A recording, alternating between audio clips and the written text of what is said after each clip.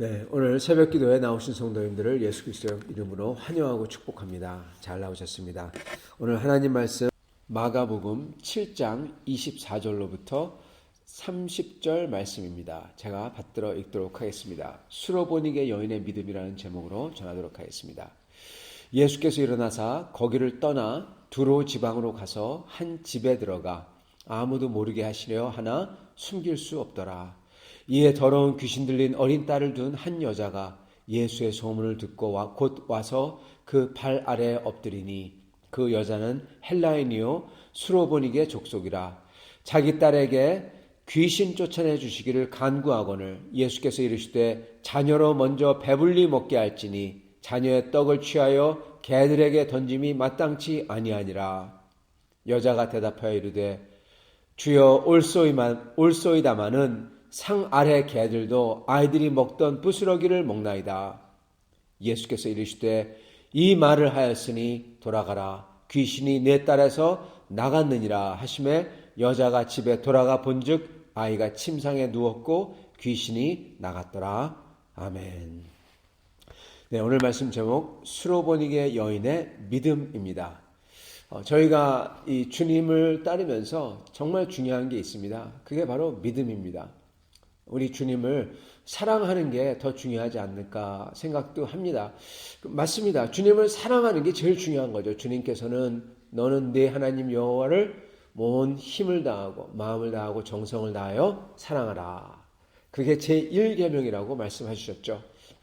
그런데요, 하나님을 사랑한다고 했을 때 그 사랑이 인간적인 사랑하고 다릅니다. 어떻게 하나님을 사랑할까요? 네, 어떻게 사랑할까요? 우리의 감정으로 하나님 찬양합니다 하고 손을 들고 울면서 막 그렇게 사랑하는 게 사랑일까요?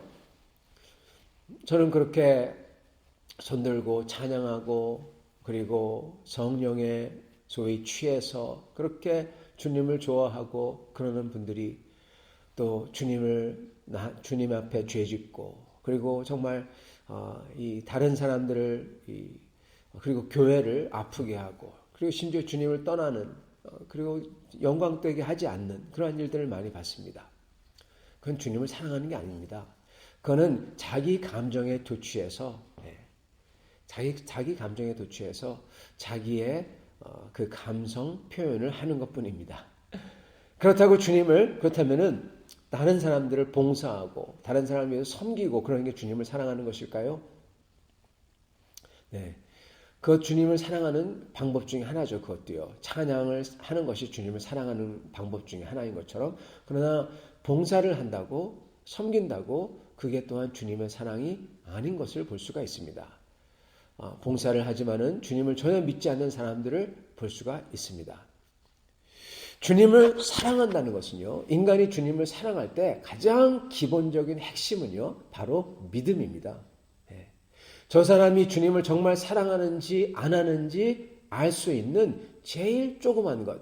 그것 때문에 그 사람이 주님께 찬양을 할 수가 있고 그것 때문에 그 사람이 주님을 여러모로써 그리고 다른 사람들을 섬길 수가 있고 봉사할 수가 있습니다. 그리고 바로 그 핵심은 그것은 바로 믿음이에요.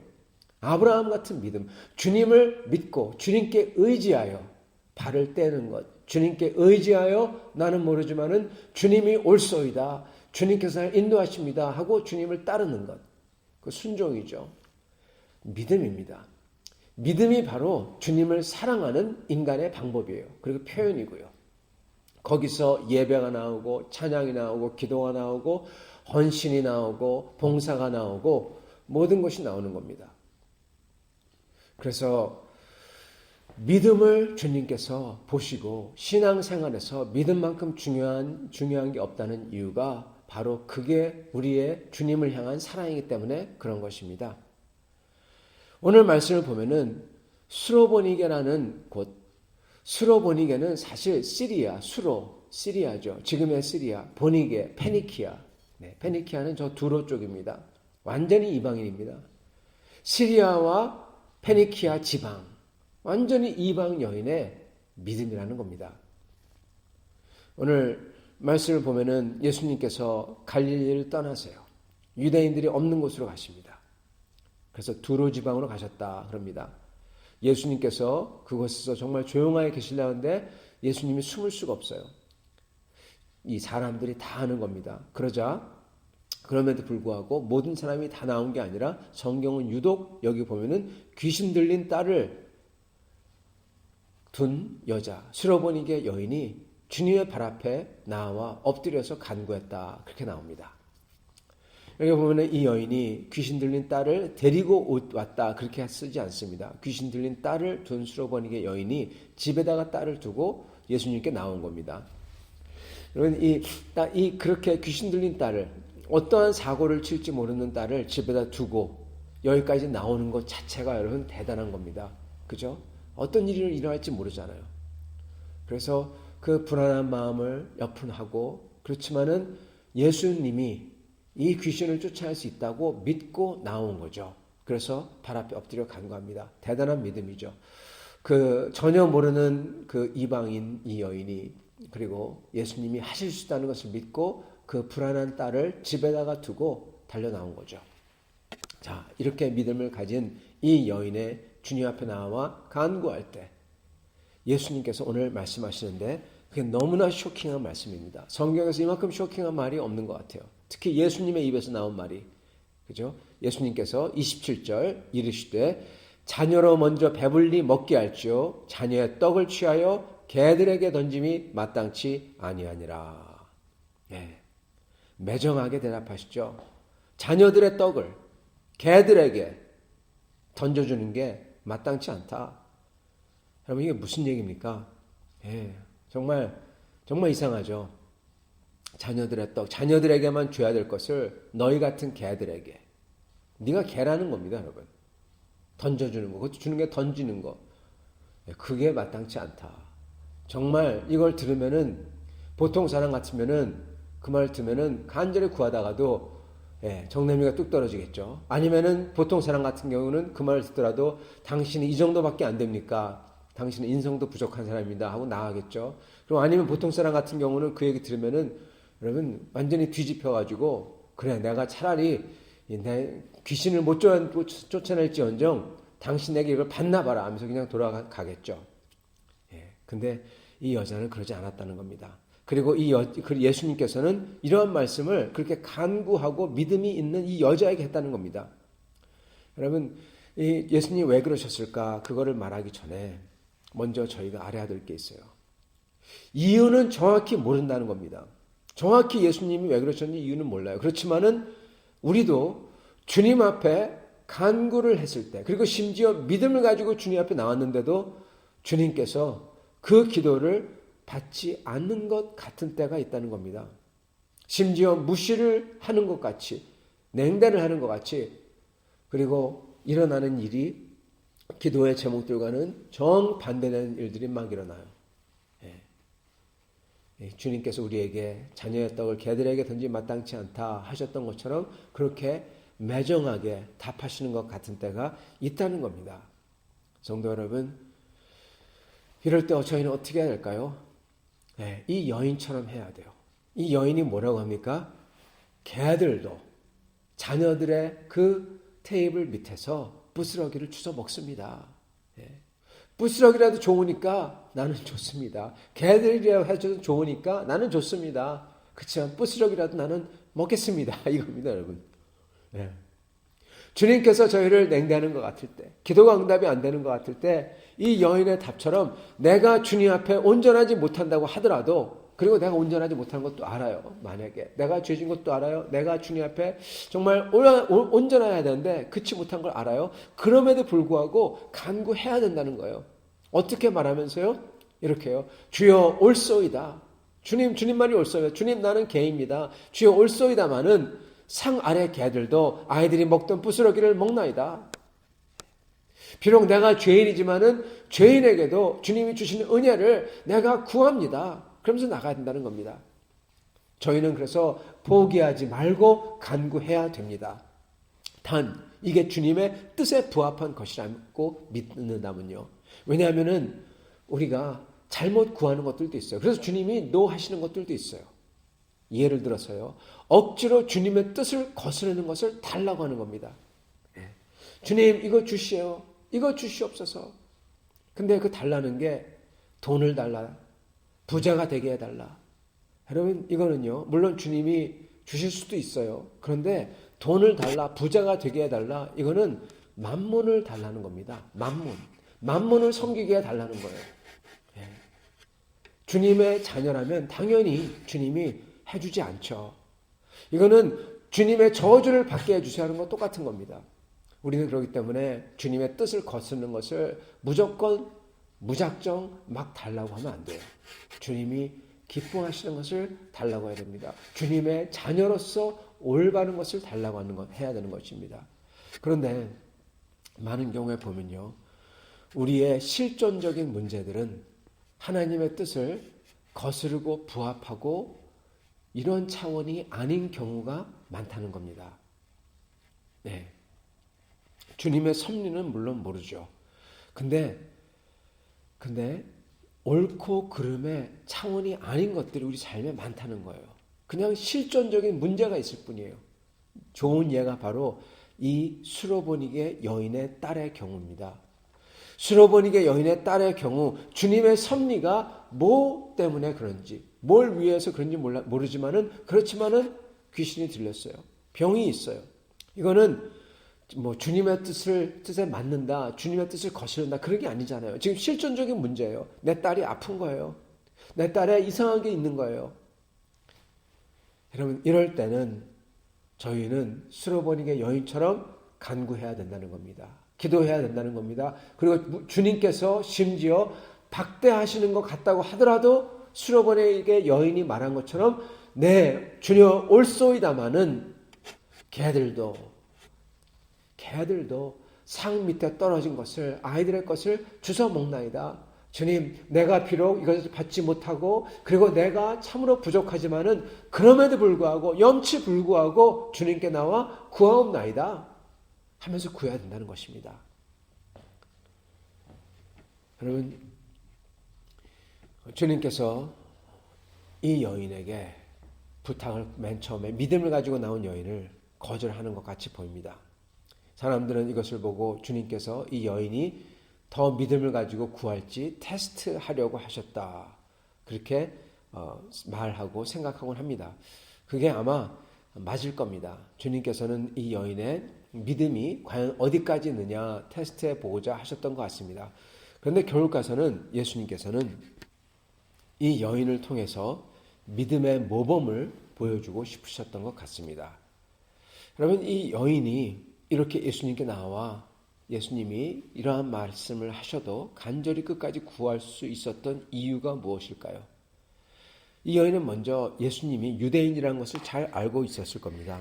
유대 땅 근처에 살기 때문에 유대인들이 얼마나 이방인에 대해서 배척과 무시를 하는지, 얼마나 멸시를 하는지 잘 알고 있었을 거예요. 그리고 랍비라고 하면은 이방인에 대해서 그렇게 막 그냥 환대하지는 않을 거라고 그것까지도 생각하고 있었던 겁니다. 첫째는, 그죠? 두 번째는 이 여인이 이렇게 이런 말을 들으면서 끝까지 구할 수 있었던 거는 어쩌면 이 여인은 딸을 둔 엄마이기 때문에 그럴지도 모릅니다. 예. 우리에게 나의 목숨보다도 더 사랑하고 보호해줘야 될 사람이 있을 때 어떤 역경도 이겨내죠. 비웃음도 상관 안 하죠. 그죠? 예. 그 엄마, 그 모성애에 어떻게 보면 그 사랑의 결정체라고도 할 수 있는 거죠. 너무나 참 귀한 거죠. 그렇지만 더 중요한 게 하나 있습니다. 그건 바로 이겁니다. 다른 모든 사람은 내 딸을 치유 못해. 오직 예수님만이 치유할 수가 있어. 이 확신, 즉 믿음입니다. 이 여인에게는 오직 예수님만이 치유할 수 있어. 그 믿음이 있었기 때문에 어떤 소리를 듣더라도 각오를 하는 거예요. 다 괜찮다고. 그렇지만은 나의 딸을 치료해달라고. 왜냐하면 예수님만이 할 수 있다고 알았기 때문에 그렇습니다. 이 여인은 그렇기 때문에 믿음이 있었던 거예요. 믿음을 가졌기 때문에 그 먼 곳에 딸을 두고 주님께 달려왔고, 그리고 믿음이 있었기 때문에 이 말을 듣고도 주님을 붙들고 간구한 것이고요. 그리고 이 여인의 믿음이 얼마나 큰지 세 번째 또 나옵니다. 예수님께서 내 말 때문에, 내 믿음 때문이라는 거죠. 내 말 때문에, 내 믿음 때문에 내 딸이 치유를 받았노라. 그렇게 말씀하셨습니다. 그리고 가라고 합니다. 그러니까 이 여인이 갔다는 거예요. 여러분, 지금 딸이 눈앞에 없어요. 돌아가라니까 돌아간 거예요. 포기하지 않고 구했지만은 주님이 말씀하시기를 내 딸이 이 순간 치유를 받았다 그랬을 때 그 순간 여태까지 모든 것을 걸고 막 간구하던 그 여자가 그 순간 모든 것을 놓고 집으로 돌아갔다는 사실입니다. 여러분, 어떻게 돌아갈 수가 있어요? 그렇잖아요? 끝까지 있었을 거예요. 사람을 보내가지고 딸이 치유됐나 안 치유됐나 확인시키고, 만약 치유 안 됐다면 더 구하고. 여러분, 그거는 불신이죠.